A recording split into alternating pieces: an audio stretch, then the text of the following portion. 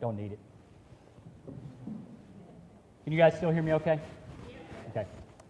So there's certain things we need to do inside the state and certain things that we need to do outside of the state. Inside of the state, we need to lead by example. And we do that by supporting small businesses that are headquartered in Alabama. So, for example, as a candidate running a campaign, my campaign account is at Commonwealth National Bank, headquartered in Mobile, Alabama.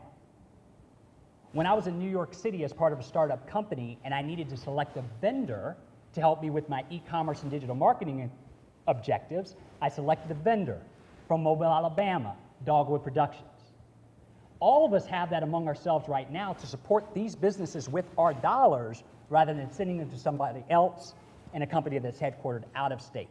That will get us a little bit down the path. It won't complete the journey. We need to represent Alabama properly outside of the state so that we're encouraging them from outside of the state to come into the state and work with us here. I have examples of this as well.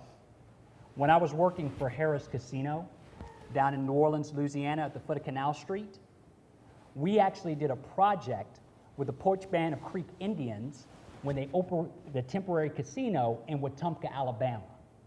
That did more to change the impressions that folks had of the state of Alabama by actually having them come here, work with the local community, and create real jobs that put real dollars in Alabama constituents' pockets. We need to do both.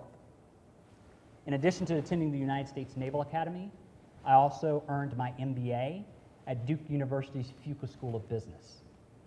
In a pop cultural aside, on the first day of school, I saw the woman who would become my future wife. Right? But the beautiful thing about going through a program like that, I'm sure Mr. Nana can attest to this as well, is that we know people who are in the actual C-suite at companies. I can pick up the phone and call the CEO of P.F. Chang's because I know him.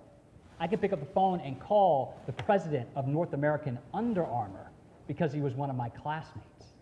Having those type of relationships and connections and encouraging them so that they understand all the wonderful things we know about Alabama is what will allow us to go forward. And I want to give credit to Michael as well.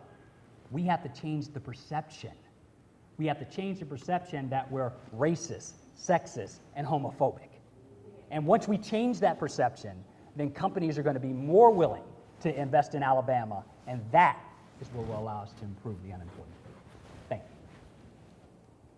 you.